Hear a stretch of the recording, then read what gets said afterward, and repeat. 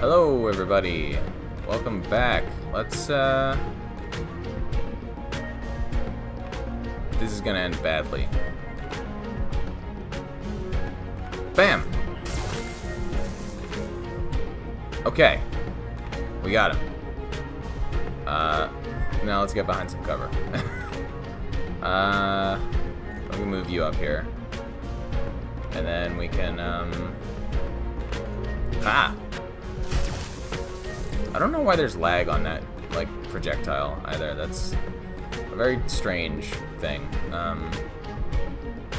We really should probably take out this guard, actually. Well, if we're gonna be moving up, I might as well go for broke. Bam! Okay, you got one of them. See, poison fog can't hit anybody that's... We can get you. Interesting. The difference there. Pop. Wow. Thanks. Okay. We're going to...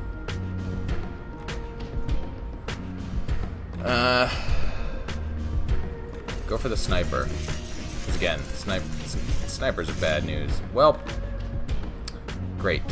Bam. And bam. There you go. That's how you do. And whack. Just gotta put it off for... Oh boy. Hello. Hi. Of course, reinforcements. I mean, if you can go for the drone. I don't really have a lot of problems with that. I do need to increase my pistol skill, though, a little bit. Bam. That was okay, but disappointing. Conjurer and a rigger. Yeah, we're gonna want to take them. You do still have line of sight on him. That's not a great heal, but well, let's just swip to your bam. That's right. That's what you get. And then go for him. Well, okay. Thanks. Also, you're in the open now. That's a really silly thing for you to do, buddy. Do we want to summon the devil rat now? Let's summon the devil rat. Let's move a little bit closer as well. I don't actually know how this, let's see, venomous spray that travels to the next adjacent target. Oh. Enemies within a range of 4 squares have 15. Oh, okay. Alright. How...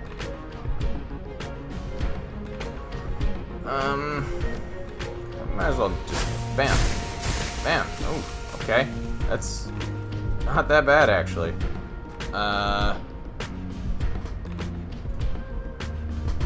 And... What? Just have... What just... Okay. Alright. Alright. I don't want to hit myself. Bam. Hey, cool. Took her down. Do you want to go for the conjurer? Bam. And bam. Hey, you're asleep now, buddy. Haha. And saw blade. Yeah, that's right. That's what you get.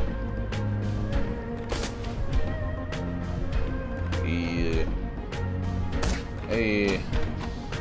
Oh, hi. Of course, reinforcements from that way as well. That's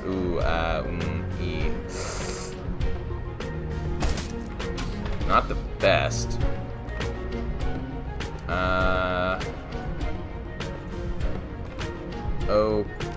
Okay. Oh, great. Of course you have a chance to escape.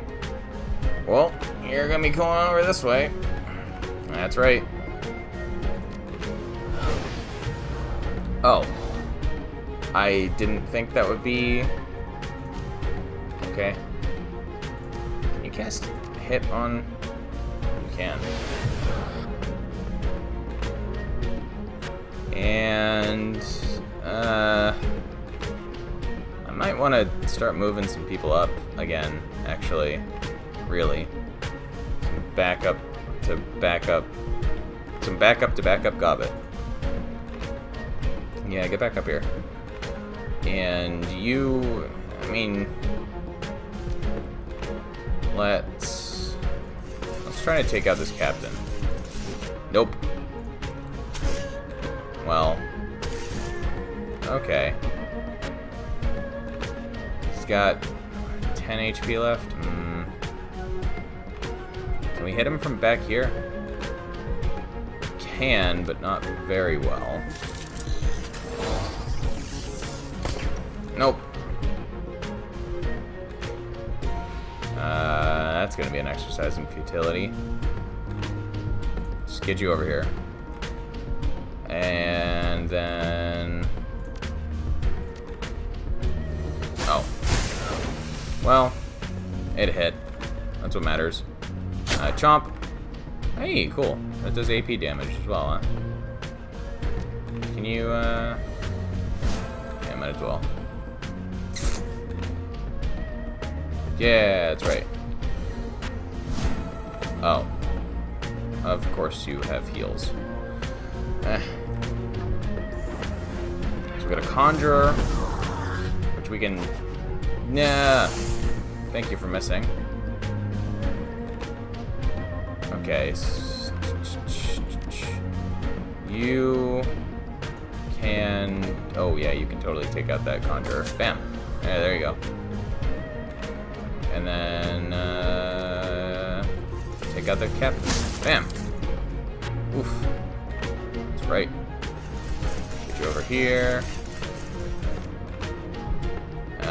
Oh, of course it still has one more turn. No. Alright. Move you up. Can we give you... We can. How do you... Nah. And bam. Haha. Haha. And move you real close so that this guy doesn't have a... There you go. That's what we like. Bam. And chomp. And fight. And I like how there's no actual, like, animation for that. Do you want to dismiss it now? It's not safe to dismiss it. Like, we're probably still got more enemies coming. Oh, wait, no, there's that guy right there. Oops! I forgot about him.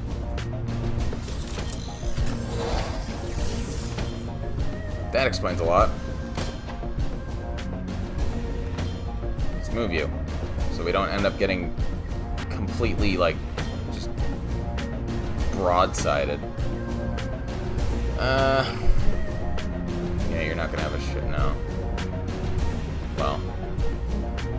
Yeah, we'll dismiss. Don't want it breaking away. Ow. Okay. Jerk.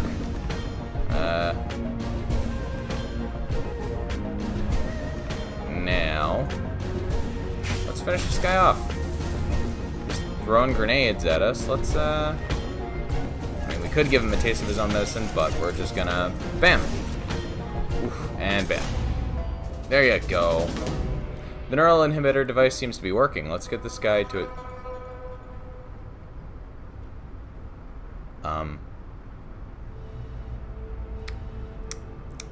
Let's move. Hey!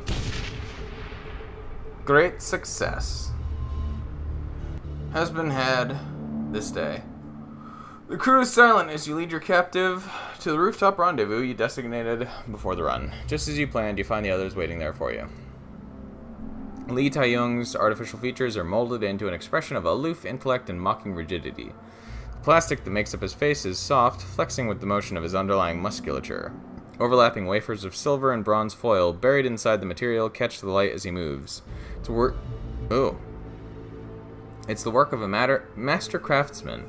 Cyberware is a form of modern art, likely commissioned at modern art prices, an ostentatious display of status and wealth. A plastic-faced man examines the zip ties that bind his wrists with an expression of detached amusement. Isabel runs a long cable from her PDA to the jack in the back of his head and nods at you. Well, this is interesting, I must say. I don't recall ever having been in this situation before. Usually I simply awaken to find myself in a strange new environment, wondering what happened. Guess there's a first time for everything, huh? He surveys your crew with detached indifference. Looking at the lot of you, I think it's safe to assume that the violent extraction of information is the next order of business. Oh, you can bank on that, asshole. He focuses his attention on the plastic-faced man's kneecaps. So, you chose to take me in an empty parking garage surrounded by corporate security, he considers. Low chance for civilian casualties. Clearly, the safety of innocents is a priority for you. Kira, we have a problem. She stares down at her PDA. Dreamland's neural inhibitor software isn't interacting with this guy's cortical implant the same way it worked with her own. It's only going to slow the memory wipe process. Anything you can do? Stop it? Nothing? This is way beyond me. We're talking about software I didn't write, interacting with two different pieces of headwear I've never even seen before. We're lucky this works at all. She begins a flurry of two-handed thumb taps on her PDA. I'll try and key in some buffering routines, something slowed as much as I can, but my confidence is low. This guy's memory is going to get wiped one way or another. I'd start asking questions. Tense. Very tense. The silky plastic of his face slides into a smooth smile. I guess I'll answer your questions rather slowly. I don't have time. You're a professional. You know what's next. Just give us what we want. Ractor smiles and Koshie's servos whir, as if in anticipation. I was joking. Of course I'm going to give you what you want. My clients know I'm a professional and that I take extraordinary precautions to protect their secrets. If those precautions were compromised, it was due to an extreme circumstance. His chin lifts a bit and his tone becomes even more matter-of-fact. You ask your questions, Kira.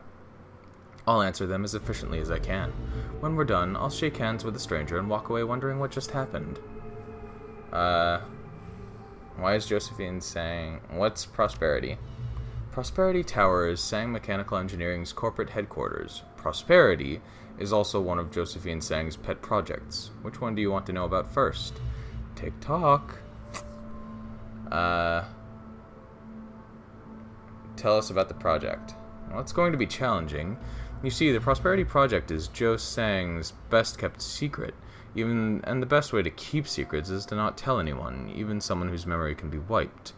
All I know is that Prosperity is something built deep inside Kowloon Walled City. Some kind of experiment that her son was working on. Edward Sang. Raymond Black. My father. Wu stands up tall, takes that amused tone he gets when someone's about to get hurt. Hey, Mr. Plastic, maybe you could settle a bet between me and my sister. He puts his face close to Lee's. His breath fogs the plastic. Now, I think Raymond's still alive, but she here isn't so sure. His voice drops to a stage whisper. Which is it, buddy? Raymond Black, dead or alive? Got 20 million on this. Guys, status bar just popped up. It isn't moving yet, but you never know when it might take a jump. It's stuck at 0 right now, but the process is starting and there's nothing I can do to stop it. Here, give me that. He reaches out a perfectly manicured hand to Isabel. I'll show you something. She pulls away on instinct and looks at you. This is a calculated gamble. You're running out of time and holding all the guns. I have information you want, and betting that if I share it with you, you won't kill me when this is over. Yeah, sure. He takes the PDA from Isabel and stares down at the screen. His eyes become unfocused and he stands like a statue. A low-resolution video recording pops onto the screen. A small, weathered man, possibly in his 70s, is strapped into a high-tech chair and connected to an elaborate scientific instrument behind him. The recording is from a first-person perspective, presumably the plastic-faced man's. This is from when I first brought the asset, your father, to Prosperity Tower. His eyes remain unfocused, still as a statue, after I took him from the tea house on the docks. The video continues and a confident voice can be heard from off-screen, a woman's. You can't make out what she says. The point of view turns to the right, and a graceful woman of an indeterminate age steps into view. She's clearly advanced in years, but access to a nourishing diet and cutting-edge pharmaceuticals afford her the vitality of someone much younger. She speaks directly to the camera. Her tone is hard. I warned you to be gentle with him, Mr. Lee. She looks over at the old man with genuine concern. He looks as if someone tased him. And the voice of the plastic-faced man replies, I assure you, Mrs. Sang, I was gentle. He walked out of the tea house under his own power. The old man speaks, his voice weary and hoarse. May I have some water, Mother? My throat feels like it's on fire. She responds tenderly, Yes, of course, Edward. I'll have someone bring you some ice chips. The plastic-faced man speaks again, his voice lowered. Your son has apparently been through some sort of ordeal. He appeared demented at times, and he's been mumbling about stopping something. Prosperity, I think. Yes, well, that won't be happening. The woman addresses her son, speaking a bit too loudly as if he's hard of hearing. We won't be stopping Prosperity, Edward. I want you to get that out of your mind. Do you understand? I understand perfectly well, Mother. There's no need to shout. But I won't give up. Prosperity must be stopped. All those poor people. The woman's frowns. Jeez, guys, like, you really need a copy editor. Like, if your game is like, I know this ranks pretty lowly on the level of like poorly written games on Steam. Oh boy, it does it. But like, if your game is comprised primarily of text, you really should get a decent copy editor to go through and make sure that there aren't actually like hundreds of little typos. There have been so many, like, even more than Dragonfall, I think. Ugh. Oh, I know, Edward, I know. Those poor people. I've done a lot of good to make up for it since you left. Shelters, hospitals, all sorts of good work. And now it's time to do something for you. Something I should have done a long time ago, perhaps. From the left side of the screen, a man enters in a white lab coat. The woman looks up and nods, and the lab-coated man places a chrome apparatus on the old man's head. Raymond speaks dreamily, as if a drug has started its work. What is this, Mama? What are you doing to me? I'm fixing you, Edward. She walks up close to the old man, strokes his head tenderly, leans forward to kiss it. All you can see is failure. You're incapable of seeing the good in what you've done. The man in the white lab coat presses a button on Raymond's chair, and a robotic arm swings into view. A cobalt blue light springs from its tip, and the arm quickly circumnavigates the old man's head, bathing it in oscillating blue. High-definition three-dimensional image appears of Raymond's brain on the wall behind. I've been inspired by Mr. Lee here. The woman turns and looks at the camera. We're going to do some editing of your memories to relieve you of your burden. Raymond mumbles dreamily, desperately fighting to get the words out. No, Mama, wait. I've figured out what to do. And then he's asleep. The woman moves closer. Your payment will be made according to our agreement. She turns away, her voice cold. Once the rest of them are dead. I've taken a big risk showing you that. I don't give a rat's ass. Wu turns to you. You see, I knew it. I told you, Kira. Raymond's alive. Sang's holding him at Prosperity Tower. He may be alive, but it looks like his mom's gonna erase part of his memory, just like Johnny Plastic here. She's gonna try to fix him? What kind of mother would do that? Something catches her eye, and she looks down suddenly. Shit. She thumbs her her PDA furiously, but it's no use. That's it, he's wiping. She pulls the cable from her PDA and drops it to the ground in aggravation. Oh, hello. The plastic-faced man looks down at his zip-tied hands and then slowly surveys his surroundings. Well, isn't this awkward? What do you want to do with this guy? He's got no memory, so it's probably safe to let him go, but Auntie said he should take a dirt nap. Wu raises his rifle. It's all the same to me.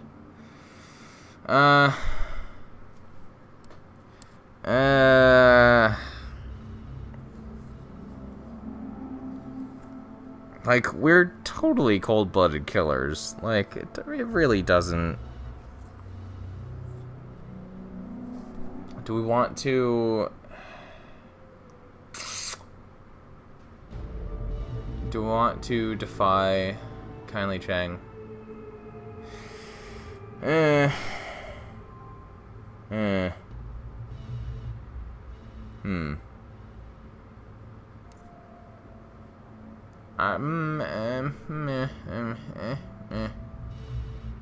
mean, the guy wouldn't even know why we're killing him at this point. Like, generally speaking, as much of a cold-blooded killer as we quite clearly are, like, at this point, I feel like it's better if they at least know why they're being let him go. I do appreciate it, whoever you are. The plastic-faced man gives you a little bow and leaves without another word. What are you gonna tell Kindly? She said kill him. I don't know yet. Let's be honest. Don't know. Who knows? We'll figure it out. Well, telling her the truth at this point, like, well, I mean, obviously, she's gonna know the truth either way, so...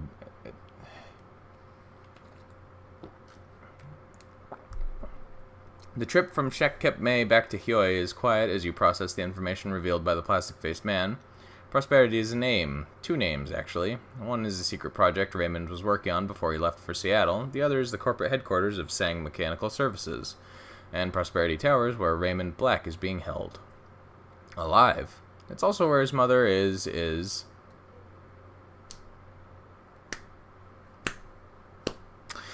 in the process of being reprogrammed by his mother, and time is ticking. Plastic-faced man proved surprisingly amenable and quite useful. Perhaps that's why you let him go. Your next stop is Kindly Cheng. She'll want to hear this, although you may leave out the part about letting him go. Again, she's gonna find out about it. Like, are we really gonna be able to just, like, lie to her face? Now you step out of the MTR station and into the balmy night air, an impenetrable wall of clouds, heavy with imminent rain.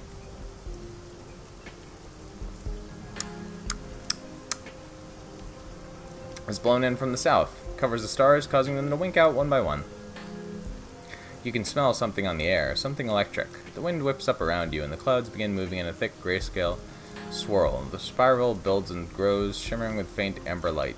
As you watch the clouds roil in the sky, the sounds of the city retreat. A bubble of soft white noise replaces them, wrapping around your head and reflecting your own heartbeat back on you. You look down from the clouds to see the lights of the docks dancing in a warm center. Okay. Let's take a picture. It'll last longer. You raise your wrist to capture the view with your PDA's built-in camera. The image swims into focus on the machine's tiny screen as your camera's lens adjusts to the light, and that's when the first twinge tickles your chest. Lets you know something's coming. Oh, great. Yay! Because we don't have any... Oh, boy. This has happened, I believe, in all 3 of the games now. I don't remember if it was in Returns or Dragonfall or both, actually, but a moment later you feel an incredible tightness in your chest. It feels like your heart's being crushed under the foot of a giant. Your vision goes gray and your sense of balance disappears. Gradually, blood rushes in to refill the organ, inflating it like a balloon. Blah.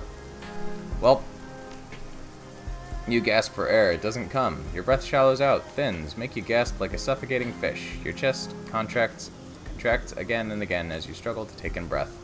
You stumble forward, and every cell in your body seems to vibrate. The energy thrums inside of you, pulsating, building to an unbearable crescendo, and then you're on the other side of it. You find yourself standing in a familiar courtyard, the walled city. You're back in the walled city, just like in your dreams. You can taste the stench of the place, the mildew and plaster and wet dog stink of the slum. What the...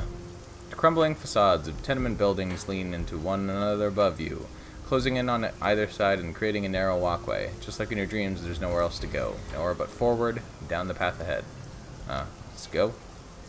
You let your legs carry you forward. You feel a creeping sense of certainty in the back of your mind, and it tells you you've taken this same walk hundreds of times before. The sense of claustrophobia mounts and builds with every step you take. Feels like you're worming your way forward down a long, dark tunnel. The humidity of the place sticks to your skin. As you proceed deeper into the walled city, a low rumble fills the air. The noise of enormous gears in motion. You feel hollow, empty, and with every step you take, you can feel that emptiness growing. An unbearable yearning, unlike any hunger you've ever known. You continue walking just as you always have, just as you were meant to. Off in the distance, an alien silhouette beckons to you. It's her, the tall, slender thing from your dreams. The elusive figure you've always been moving toward, but could never reach. A crowd of locals lines the path ahead, kneeling in supplication. They look emaciated, all skin and bones, clothed head to toe in dirty rags. I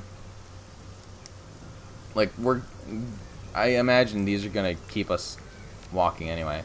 You stare at the nearest of the kneeling figures, a wiry man in his late 20s. He locks eyes with you. Slowly, his mouth yawns open. The man has no teeth. They've been pulled, and recently from the looks of it. His gums are a bloody, pitted mess. Tasty. As you stare into the black void of his mouth, his tongue comes lolling out. It looks like it was caught in an industrial accident. A swollen, twisted slab of meat. Corners of the young man's mouth twitch upwards into a ghastly smile. What happened to you? The man with the ruined tongue doesn't respond. He kneels in silence, staring as your feet carry you past him. Seconds later, so he just decided to gross us out for the laughs. Your legs carry you deeper and deeper into the beating heart of the tenement. If you haven't reached the center yet, you must be close. It's incredibly hot and humid in here. The sweat rolls down your body in sheets. Your thoughts go hazy with the heat, and a dim sense of unease takes root in the pit of your stomach.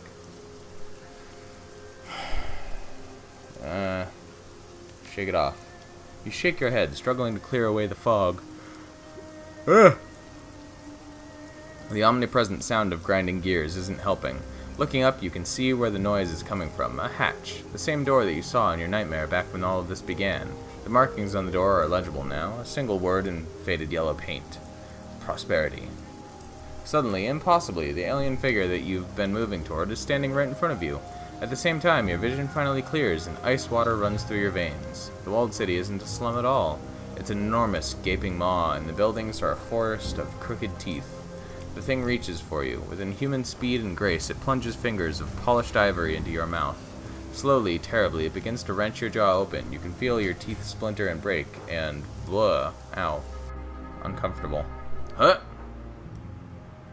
Rough fingers on your shoulder snap you back to reality. The hand clenches into a vice-like grip and yanks you backward off your feet. You come crashing down to the floor of the Hyoei MTR station. You can feel a rush of wind just in front of you. A passing train.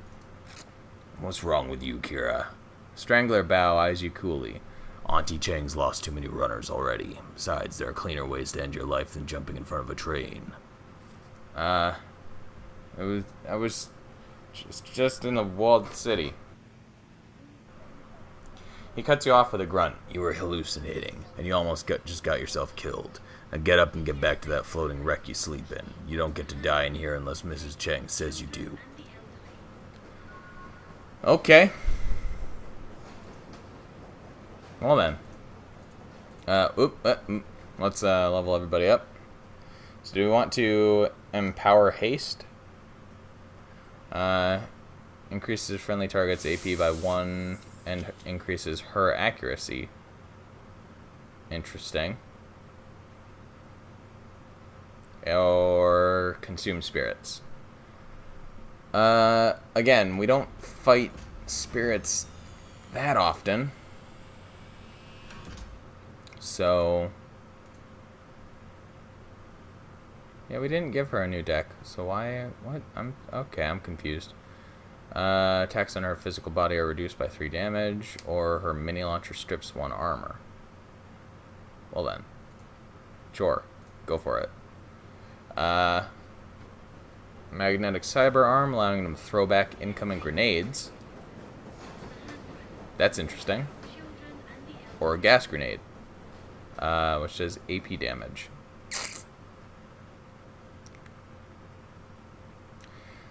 Throwing back grenades is definitely an interesting.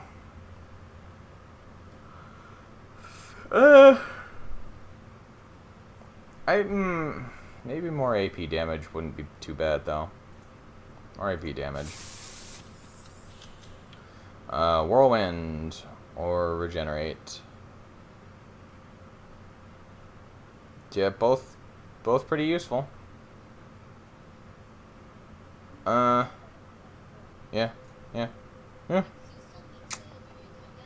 Augmented with the addition of a heavy laser, which does plus 4 HP damage, plus 1 AP damage, and has plus 5% accuracy.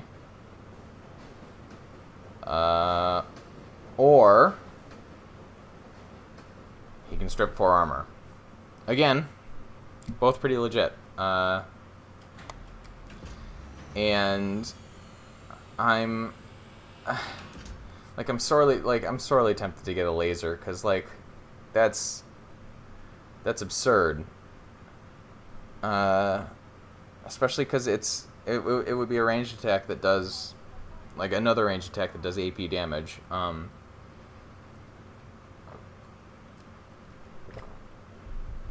But we're really sorely lacking in ways to remove armor.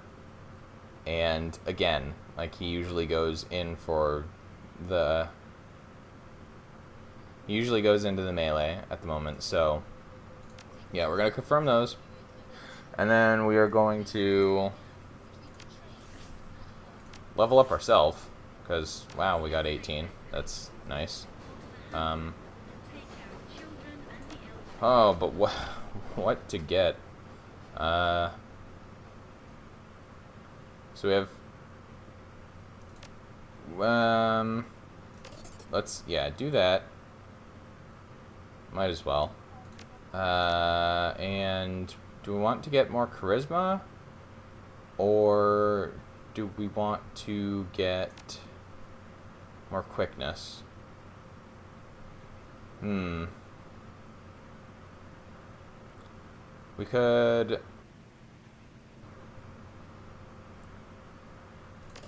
We can get more pistol. Maybe actually get some more health. Not that we don't need it very much so far. Like, we haven't really needed it. So do we want to get 7 quickness or 7 charisma? I think is the question.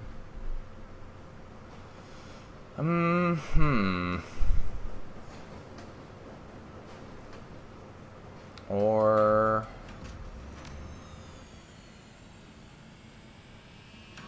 we'll get more charisma.